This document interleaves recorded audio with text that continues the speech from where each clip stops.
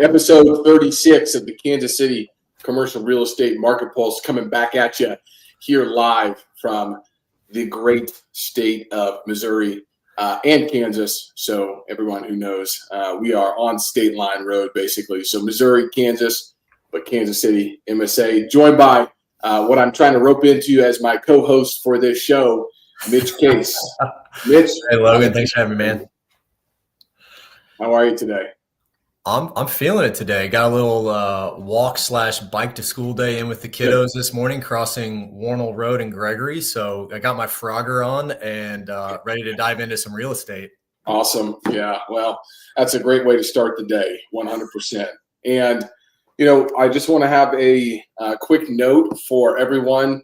If you have questions, this is a collaborative show, so make sure to drop a comment in. We are live on LinkedIn, we are live on YouTube, and we go out to all of the podcast channels. So if you show up live and you engage with us, we will take your questions and we will answer them live here on the show. So monitoring that here as well. So very excited. More Milo says, great initiative. Thanks for sharing knowledge like this. 100%, man. Thank you for always showing up and being active with us. We really appreciate that. Yeah.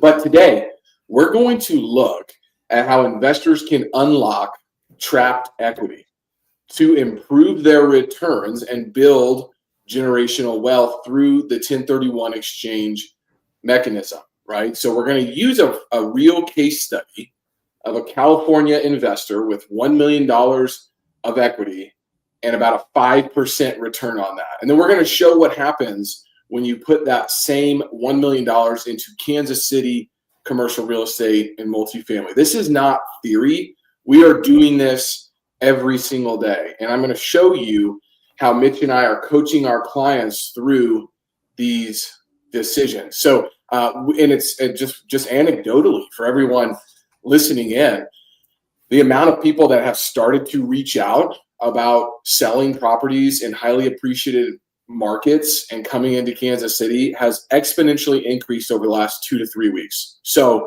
I can't give you an exact figure, but 17 to 19 people have reached out to Mitch or myself. And so we thought this to be a very timely episode so that you can do an analysis, or you can reach out and we can help you do an analysis. Should you hold? Should you sell? Should you refinance, right? And we're not going to tell you just to sell and do a 1031 exchange. That's not what we're here to do.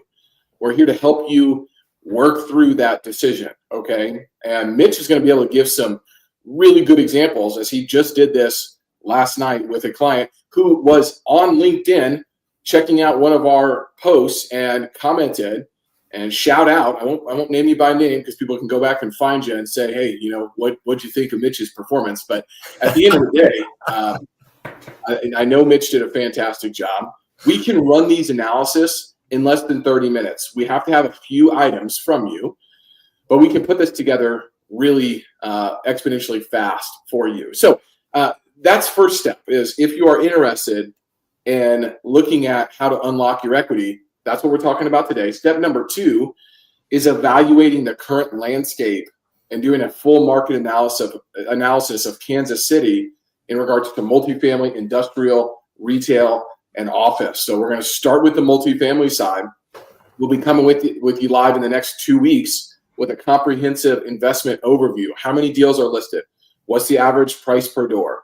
What are the rents? What's the occupancy? What's the vintage? How big are those properties? Where are they located, Missouri or Kansas? All of those things, so you can start to frame your next decision and to see if you want to get into multifamily or maybe something that's a little bit more easier to manage on the commercial real estate side, okay? So that's what we're focused on today. So our full agenda looks just like this, right? 1031 exchange overview, understanding what return on equity is. I think it's very misinformed and confused out there with other return on investment metrics. I'm going to cover the Kansas City market. We're going to go through our case study analysis. We're going to give you a comparison of the options that we laid out for this client.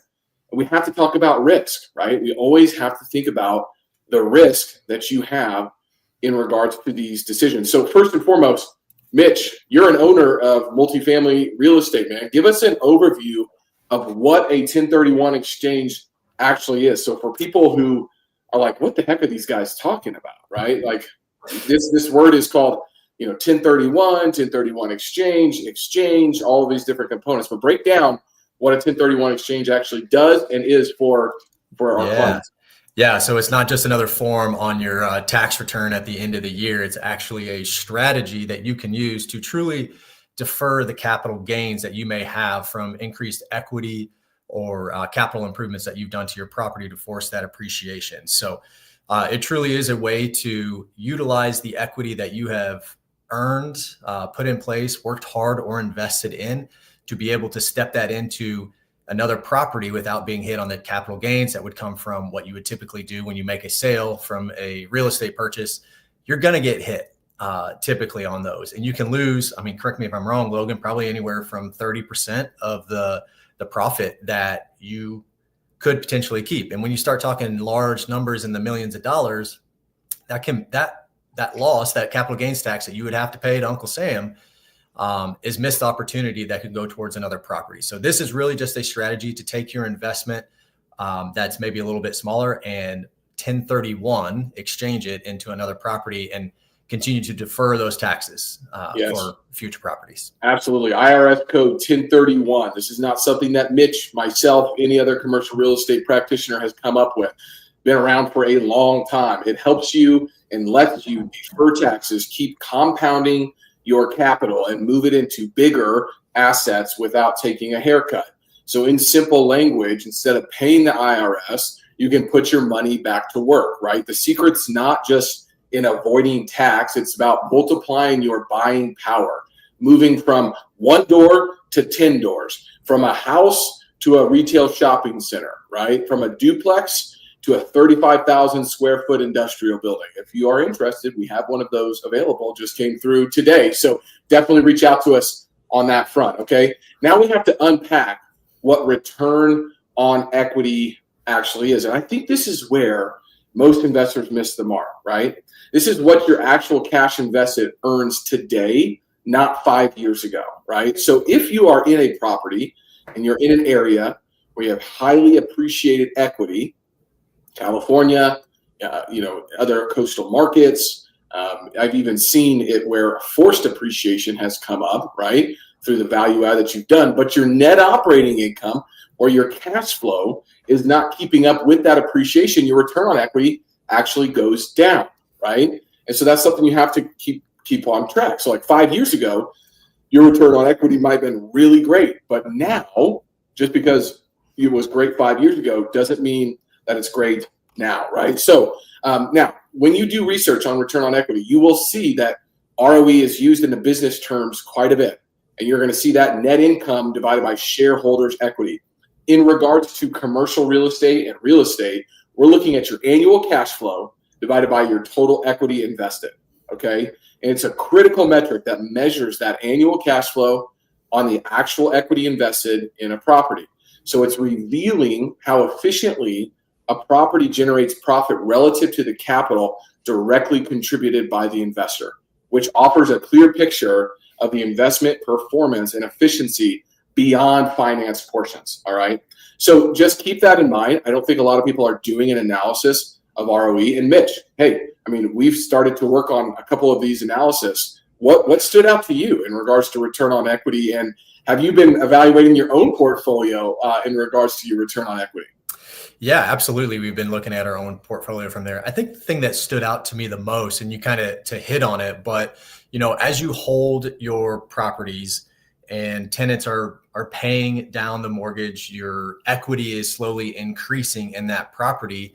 And as you mentioned, oftentimes our NOI, our net operating income, is not increasing with the pace at which things are being paid down, or that the property is appreciating just due to market conditions. And all of a sudden, what was a really strong return on equity is now being decreased. And it's not necessarily a bad thing. It's just a strategy or a risk tolerance that you'd be willing to take on. But the more equity you gain in your property and your NOI is not increasing with that, it's actually less of a performing when you look at the return on equity. And so that was really eye-opening to me as we kind of dove into this a little bit more, that it's not a bad thing that your tenants are doing that and you're increasing your equity. It's just, is that the strategy that you truly want? And this is really why we're trying to evaluate, how is the effectiveness or the efficiency of the equity that we have in this property? Is it being best utilized here, or do we need to look at other opportunities? Absolutely. And we can help you walk through all these calculations. We're going to give you an example today,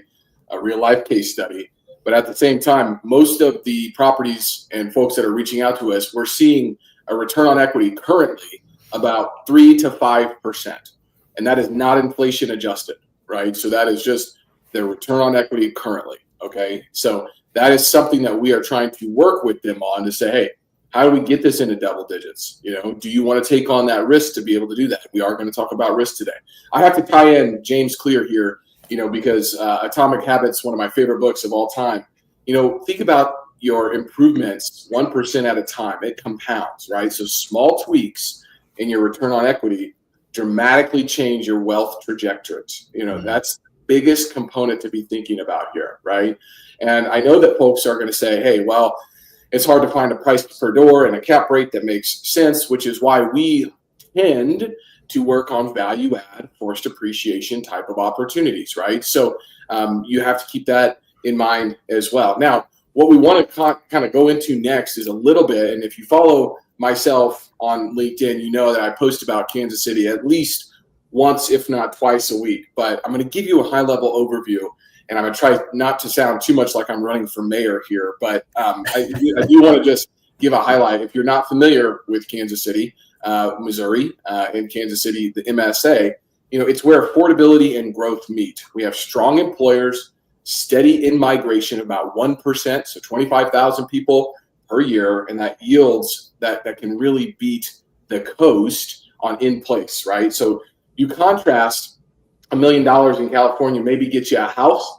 $1 million is the down payment on a $4 million deal here in Kansas City, right? Which can get you close to 15 to 30 units depending on where you're at, right? I mean, and this is why institutional capital and coastal investors are pouring back into secondary markets like Kansas City. I mean, we just posted, one of my good buddies just posted a $113 million sale of a build-to-rent community, 5 different communities, 500 plus units all around Kansas City to an institutional player. So that capital is coming back into the city. And just some of these numbers that I want to share with you guys.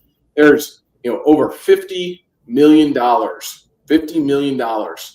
which is the value of data centers over the next 20 years. Okay.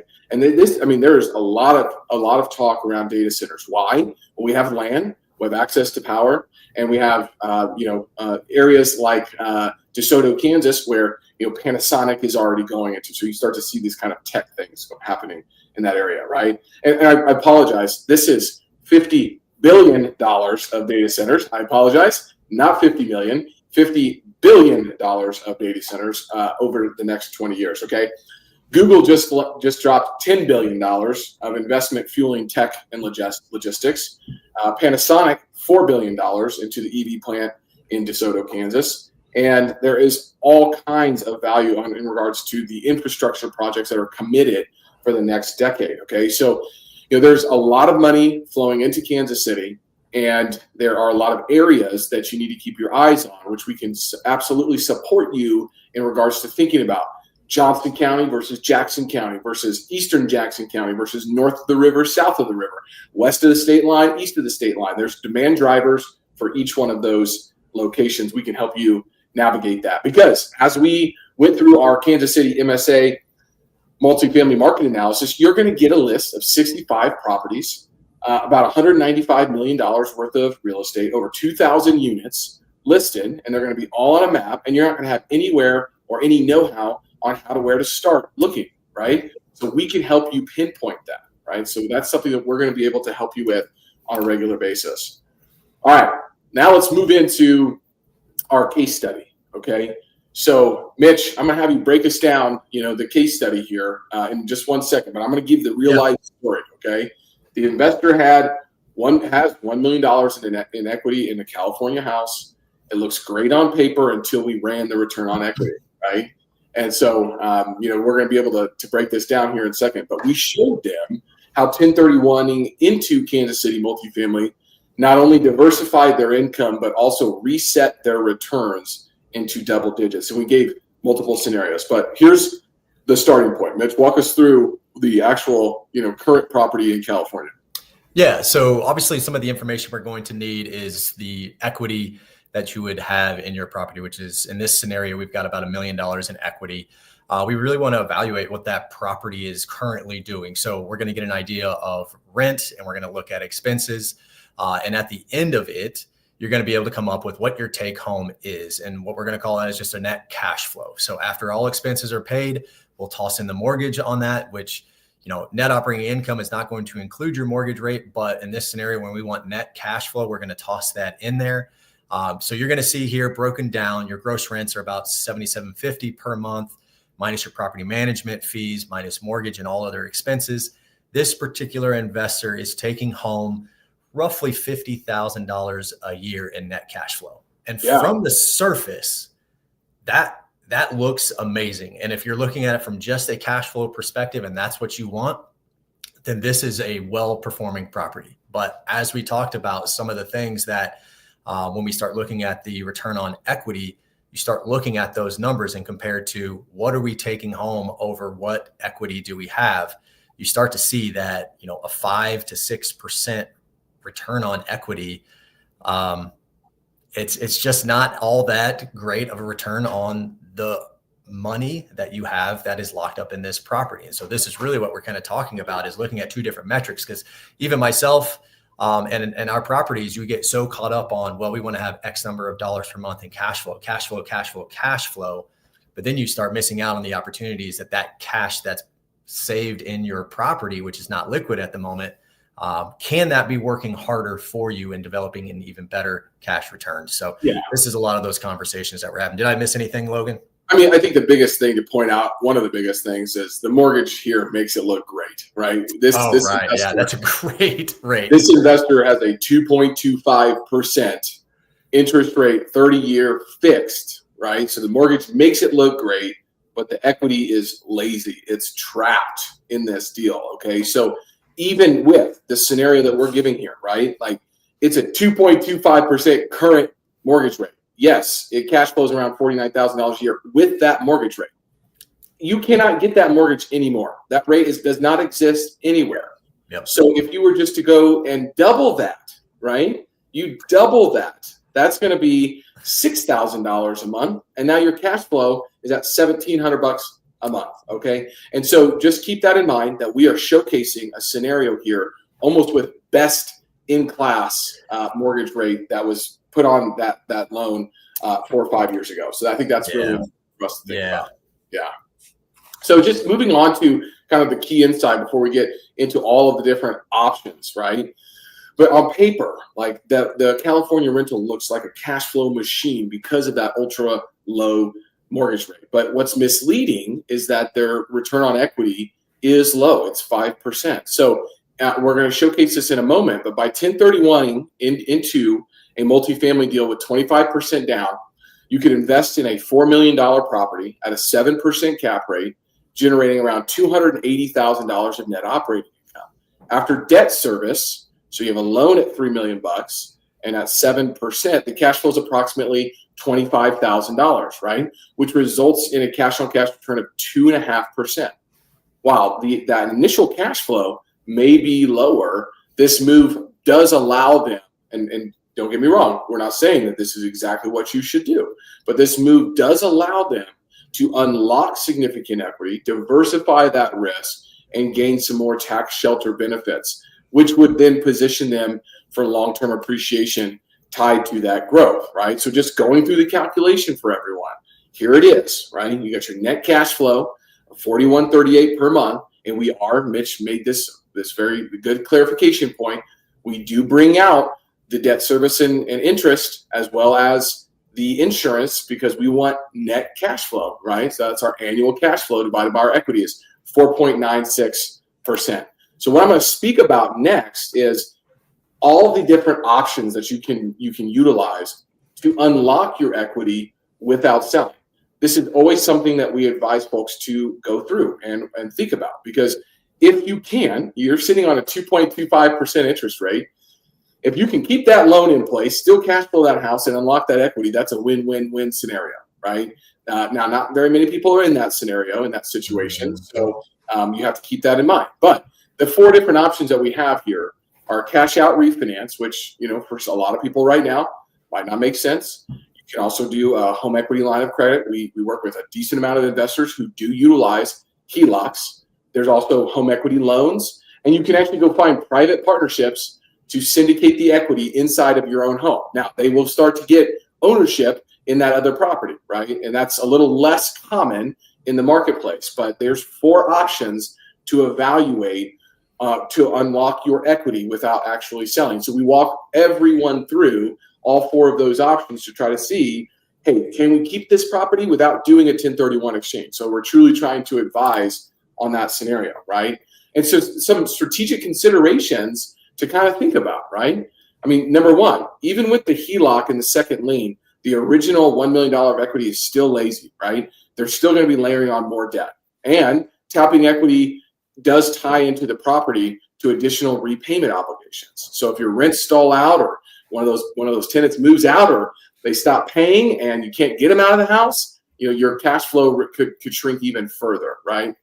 Now, there is opportunity cost, right? A 1031 exchange cleanly resets that equity into higher yielding commercial real estate. And we're going to talk about the risk specifically for 1031 exchange here in a second, but you will not have necessarily more debt on top of that house, right? So those are some strategic considerations to think about. And when we're working with our clients, each one of these points is about a 10 to 15 minute conversation. I know we're just glossing over these right now, but we have a lot of content to kind of get through. And I want to get to this side-by-side scenario so you can really get an idea of what this might look like. But these are some strategic considerations to kind of keep in mind. All right.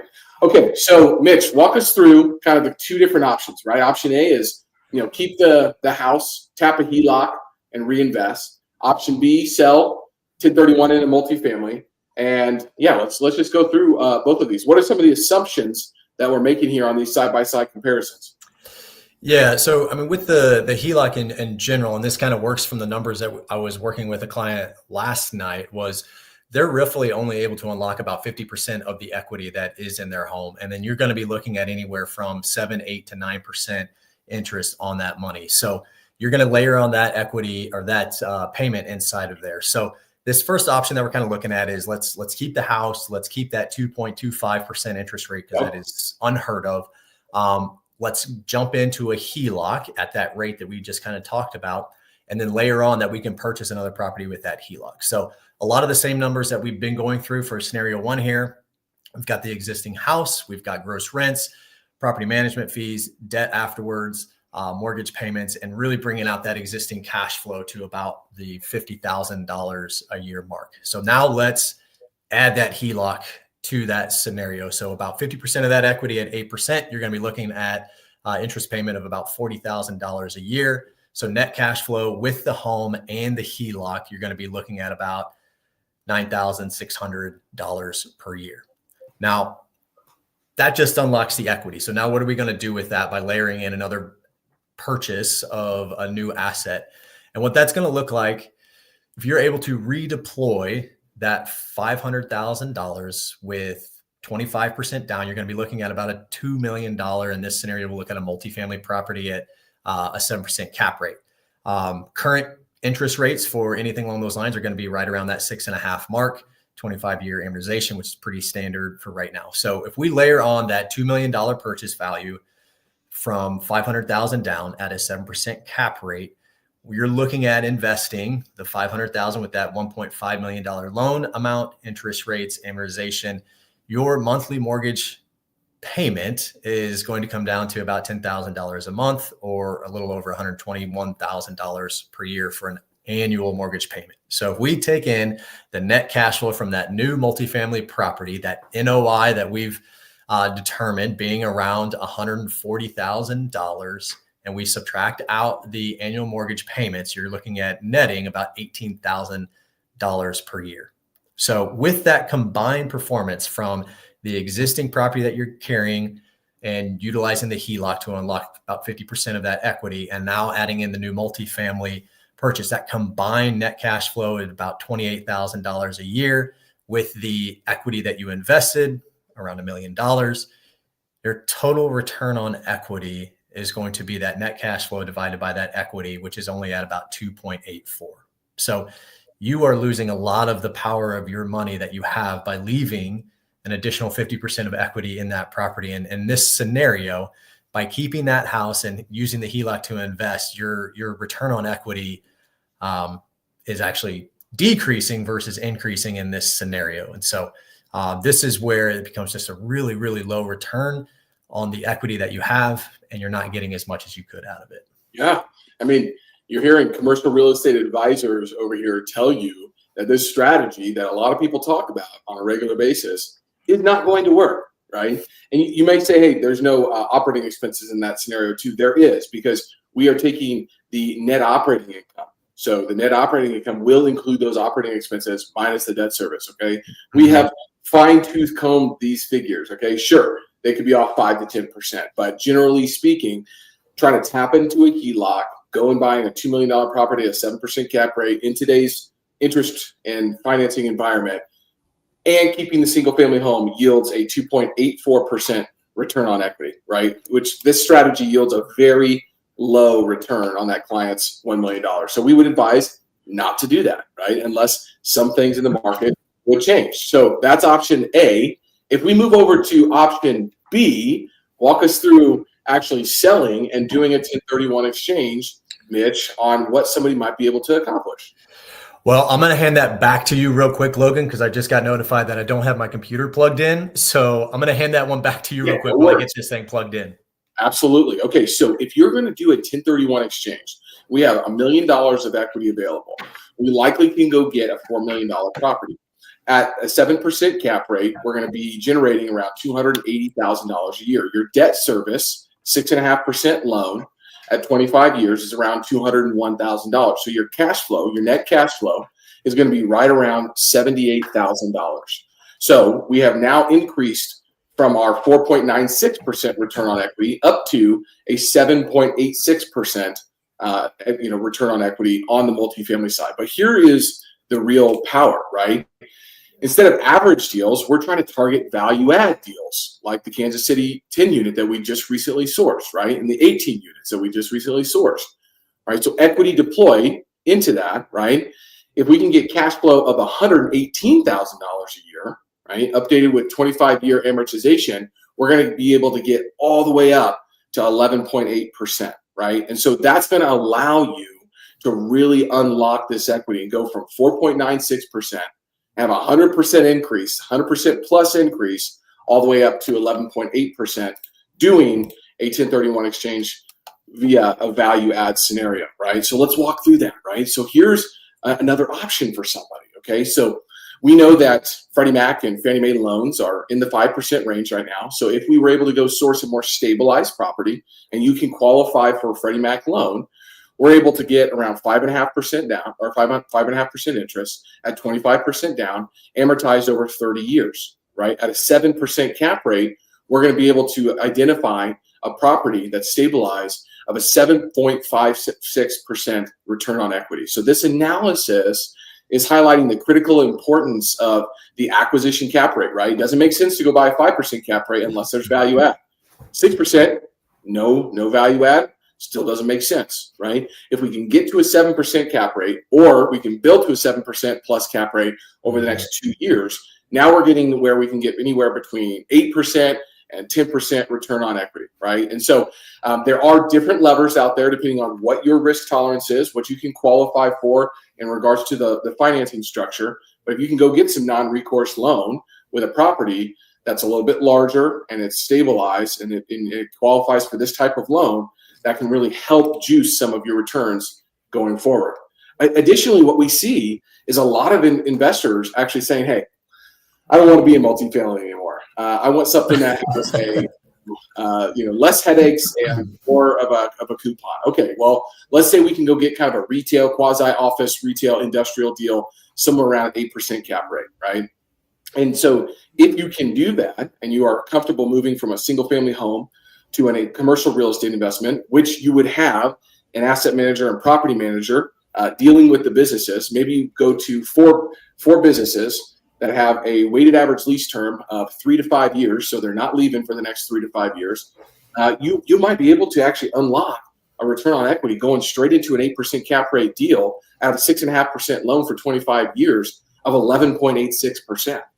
So we're seeing a lot of investors say, hey, if you can source me something, that's backed by a really good business or multiple businesses in a good location, and it has a longer weighted average lease term of 3 to 5 years, I don't have to really mess with it for quite some time. That could be really attractive, right? And so people are, in the investor side, they're thinking about, man, maybe I don't have to do a value add deal. Maybe I can go in, get a 7.5, 8% cap rate commercial deal and unlock some of this equity. So we've helped a lot of investors buy retail properties, by office properties, and by industrial properties that are a little easier to manage in some regards, but also a very good option for people to evaluate, right? So, Mitch, we've talked. Oh, go ahead. Well, I was gonna add to that just a lot of conversations that I've had from what would be considered an out of town investor or a coastal investor, especially these individuals that have maybe owned this property for 10 years, have been managing it themselves, and now they're trying to find certain cap rates that seem like they don't exist, but they do here in the Midwest, specifically in Kansas City.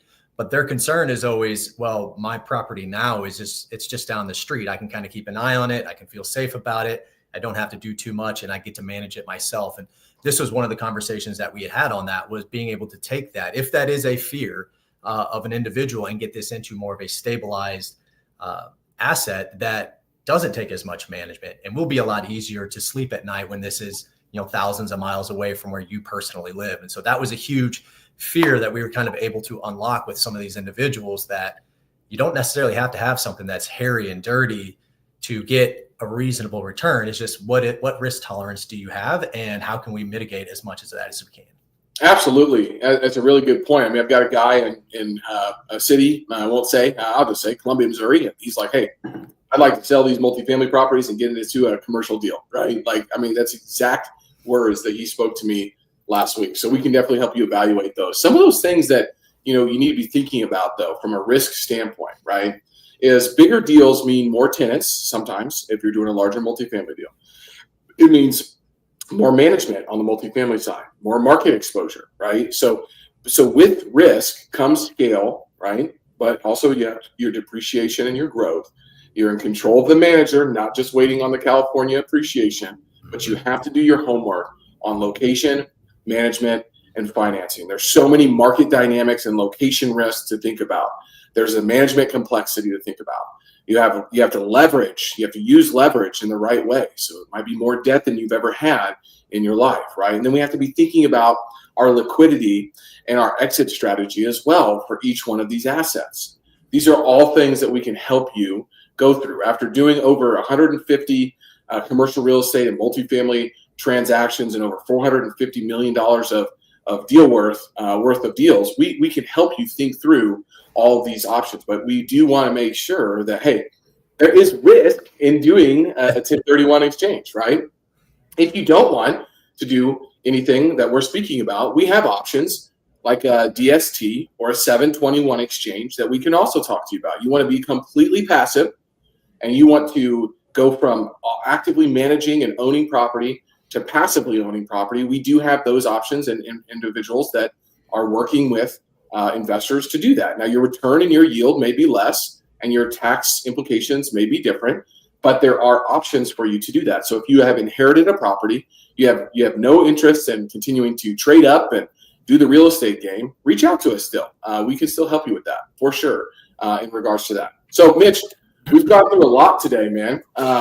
But just the bottom line, man, let's wrap this thing up. We're 4 minutes over already of our 30 minutes, but that's okay. Wrap us up in regards to what we have found out for this specific case study. Yeah, this specific one, even if you have really low debt on a property, or even if you own it free and clear, with today's rates, utilizing the HELOC strategy to unlock that equity just isn't going, it's going to keep your money lazy. And so really the best opportunity to increase your return on equity is going to be through the 1031 exchange, and dependent on your risk tolerance.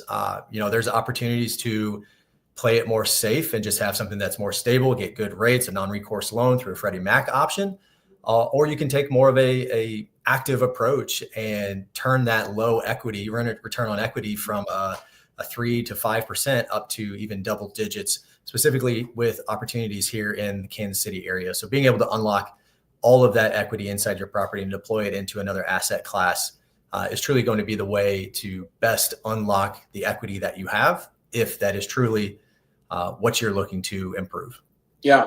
I think the other thing on the risk side of things, guys, we will see 1031 investors actually come in, and instead of doing a 75% loan to value, they want less risk. So they'll actually put in 50, 55, 60% of the equity and still get 25 to 30% of debt, so that debt service coverage ratio is still very high. Yes, that can impact some of your returns, right? Because the property is not going to be as large, but you fall down in regards to the risk spectrum. So we'll see a lot of 1031 investors put less debt on their replacement properties to reduce that risk, but still continue to gain net worth, to get more cash flow, and to unlock that equity that's in a house in California or a highly appreciated market that's just sitting there.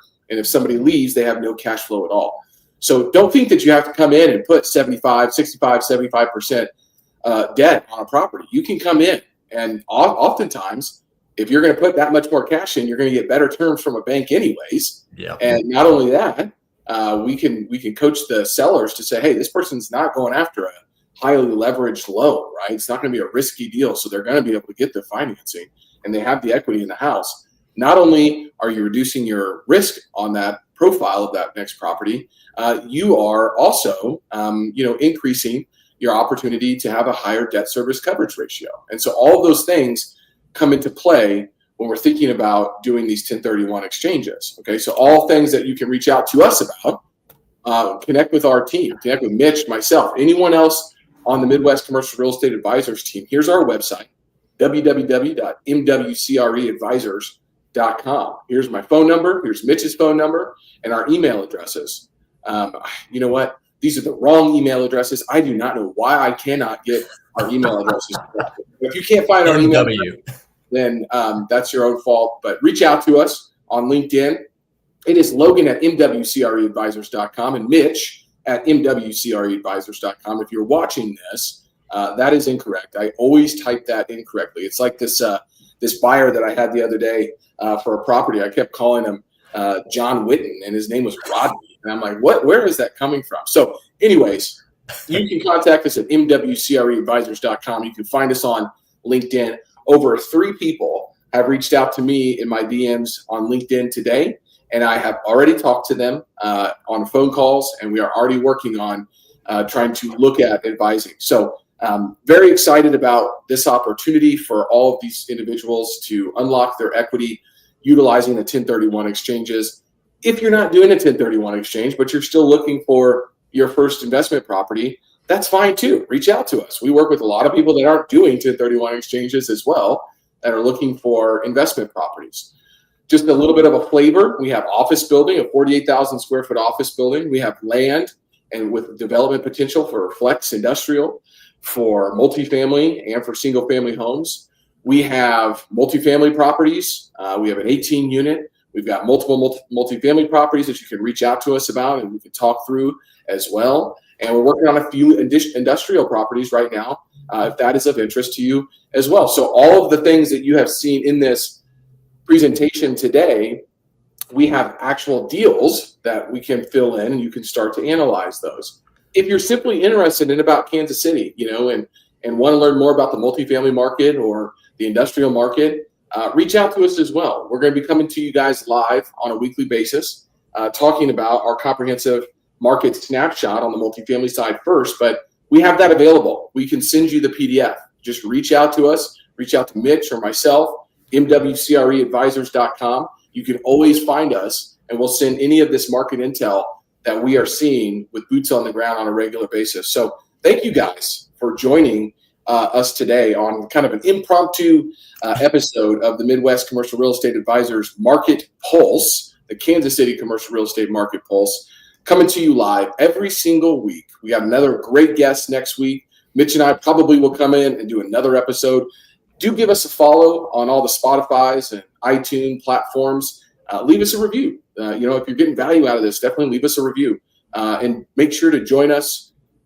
Leave your comments and your questions in the comment section. We'll reach out to you. Mitch, anything that I missed? I think I would just add that anybody that is maybe looking from an out-of-town area and interested in the Kansas City area, we do more than just property analysis and deals. We can connect you with, different teams that you might need, from property management to land advising. Absolutely. To brokers and bankers and other team members. So don't feel like you're alone or don't know where to start. We can definitely help you on all of those areas as well with trusted partners that we have. Yeah, most definitely. Thank you guys for tuning in to another episode of the Kansas City Commercial Real Estate Market Pulse. It's Logan and Mitch signing off. We'll see you next week. See you guys.